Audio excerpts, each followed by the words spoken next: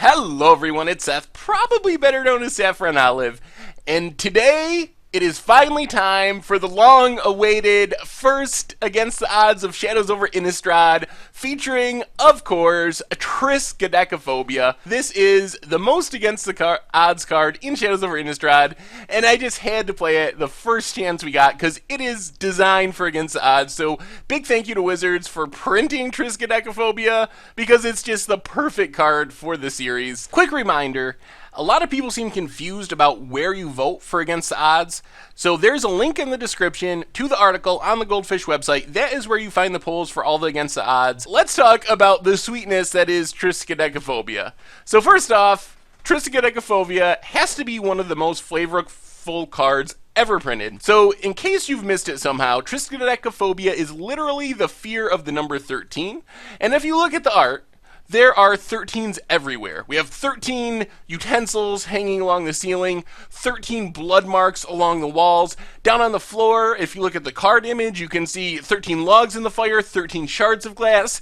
Even the panels of wood on the wall, there are 13 around the outside and 13 across the ceiling. So it is just overloaded with the number 13. And of course, the text reflects it as well, saying at the beginning of your upkeep, choose one. Each player with exactly 13 life loses the game, then each player gains 1 life. Or each player with exactly 13 life loses the game, and then each player loses 1 life. And of course, there are 13 words in those sentences, so it is just, it is 13s all around. For our purposes though, the flavor doesn't matter so much. We are looking to use it as an alternate win condition. So the idea is to get our opponent to exactly 13 life, to make them lose the game, and then we even get to gain a life afterwards, so good for us. Of course, this is symmetrical, so we also have to make sure we don't go to 13 life, or we can die to our own Triskaidekaphobia. So anyway, how do we go about getting our opponent to 13 life to win with Triskaidekaphobia? This is more challenging than you might think in Standard. There are not a lot of good ways to manipulate an opponent's life total at instant speed, and there are pain lands everywhere, so to really pull this off, we need to be able to do it at instant speed. Otherwise, our opponent can just leave a pain land up, and when we go to get them to 13, they'll just tap their pain land, go to 12, and all our plans are ruined, and we can't win the game. So I had to dig pretty deep, but the way I came up with was this sweet madness package featuring Avacyn's Judgment. So Avacyn's Judgment, 1 in a red, 2 damage, divided as you choose among creatures or players. Or you can madness it, so if you discard it, you can pay red in X and deal X damage divided as you choose among creatures or players.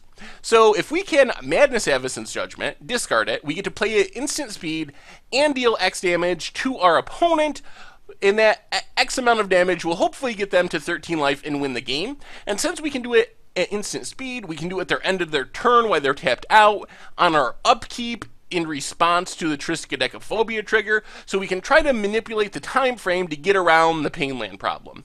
So how do we go about discarding Avacyn's Judgment? Well, we got 4 Call the Bloodline and 4 Lightning Axe primarily. Lightning Axe, pretty basic, 5 damage to a creature for 1 red mana, but you have to either discard a card or pay 5 as an additional cost to cast it. So we can pay 1 Lightning Axe a creature, discard our Avacyn's Judgment, burn our opponent, hopefully to 13 to win the game with Triskaidekaphobia. And then Call the Bloodline is a sweet one because it allows us to stall out the game. You pay 1, discard a card, you make a 1/1 Vampire Knight creature token with lifelink. But of course this also allows us to discard our Avacyn's Judgment at instant speed and do the same thing, try to burn our opponent down to 13. So the plan is get a Triskaidekaphobia on the battlefield, start losing life, gaining life, whatever we need to do. Eventually discard Avacyn's Judgment and burn our opponent to 13 and win the game on the spot on our upkeep. We also have a bit of removal. 4 Fiery Tempers works well with our Madness plan, since we can discard it to Call the Bloodline, Lightning Axe, 3 damage for 3 mana, but you can cast it for 1 for Madness. And then Ruinous Path, just a way to deal with any creature or a Planeswalker. A little clunky being sorcery speed, but I was a little worried about the Planeswalker issue. There seems to be quite a few Planeswalkers in Standard that are seeing play, and I didn't want to just scoop to Planeswalkers, so we have a couple Ruinous Paths. Then we have some Wrath action. 4 Languishes seems necessary against Archangel Avacyn and all these human and Bant Company decks that are going around. And then Chandra has just proven itself to be really powerful. The reason I wanted it in the deck was as an extra Wrath for the -X ability, but it can trigger Madness when we zero it, discard all the cards in our hands. We can discard our Avacyn's Judgment, our Fiery Impulses. It can just improve the quality of our hand. And plus, we can get in with those red elemental tokens, which we might be able to manipulate in such a way to get our opponent down to 13 life. And then we have a little bit of card draw. Tormenting Voice is pretty sweet with Madness, because you have, well, as additional cost to cast it, you have to discard a card, which normally makes it not that great. But when you're discarding Avacyn's Judgment or Fiery Impulse, it gets much, much better. So it kind of just becomes draw 2 for 2, which is actually really strong. And then Read the Bones, since we're not 3 colors, Painful Truce I think is just worse than Read the Bones. So Read the Bones gives us a way to keep finding the pieces we need, find our removal, find our Wrath, find our discard outlets, and eventually Triskaidekaphobia and Avacyn's Judgment to win the game. And then mana base wise, Drownyard Temple is pretty sweet because we can discard it to all of our discard outlets and then still get it back to the battlefield. So it's kind of a free discard, free vampire token with Call to Bloodline, free card draw, etc. Blighted Fen, we have so many, we're only a 2-color deck and we have enough colored sources. I thought we could run a couple more colorless lands. Decided to go with Blighted Fen. It helps clean things up after Languish. If our opponent has one big creature that survives Languish, we can Languish and Blighted Fen to kill the last big creature. Then we just have a bunch of duels, 4 Cinder Barons, 4 Foreboding Ruins, and 4 Smoldering Marsh.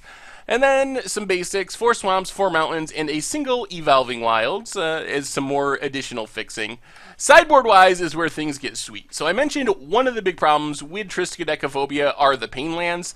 Well, we have a couple of plans when we run into a deck with lots of pain lands. So not every deck plays pain lands, and not every deck plays a lot of pain lands, but when we run into a deck that's playing a lot of pain lands and we know it's going to be very hard to get the Triskaidekaphobia kill, we can bring in Crumble to Dust, specifically to exile the pain lands. It's not really there just as land destruction. Land destruction doesn't seem that good in our current standard format, but if we really need to get rid of not only the pain land on the battlefield, but all the copies from the deck, Crumble can do it, and it can make our plan of winning with Triskaidekaphobia a little more reasonable. Tainted Remedy might be the spiciest one of all. I don't know if we'll actually play it much, but in theory, we can give up on the winning with the alternate win condition part of Triskaidekaphobia and just play Tainted Remedy, play Triskaidekaphobia, and then just do the each player gains life option on Triskaidekaphobia every turn, and we are gaining a life, and instead of our opponent also gaining a life, they are losing a life thanks to Tainted Remedy. So we just do that and try to stall out with our board wipes, stall out with our removal, and let Triskaidekaphobia combined with Tainted Remedy just slowly drain our opponent away. So that's our other plan in Painland matchups where we just don't think we can win with Triskaidekaphobia. Then we have some discard for controlling matchups, 2 Dress, 2 Transgress the Mind, and some more removal. Flaying Tendrils, mostly for the really aggressive White Humans list. Also maybe for Bant Company, I'm not 100% sure. It seems kind of hit or miss there, but mostly for the really aggressive Red decks or White Humans decks. And 2 more Ruinous Pass, mostly for Planeswalker decks. If we run into something super Friends-y that's more controlling and build around Planeswalkers, we can cut down our Languishes or Lava Lightning Axes and bring in more Ruinous Pass.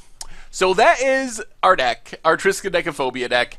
I think it's pretty sweet. As far as working, I'm a little questionable. The Painland thing really worries me, and although we have plans to deal with Painlands, they are pretty long shot type plans. I don't know if playing Tainted Remedy and just naturally draining our opponent to death with Triskaidekaphobia is that realistic. We'll see. I'm going to say that we win about 25% of the time, 1 out of 4 games.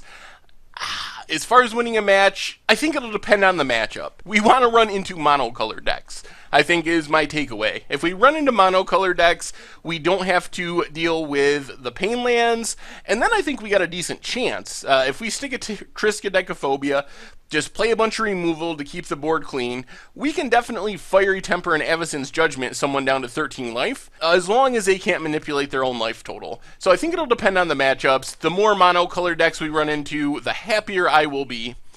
So we'll see. I think either way it's going to be fun. Anyway, make sure to check out the website, mtggoldfish.com, decks, prices, metagame, strategy, pretty much everything and anything you could want related to Magic the Gathering. That is also where you will find the article for this Against the Odds and the voting for next week's Against the Odds. And if you enjoyed the video, take a second, click the subscribe button, the like button that are about to pop up on the bottom of your screen to keep you up to date on all the latest and greatest in video content from mtggoldfish.com. Anyway, thank you all for watching. I hope you enjoy our Triskaidekaphobia in Standard, Shadows over Innistrad Against the Odds, and I will talk to you soon.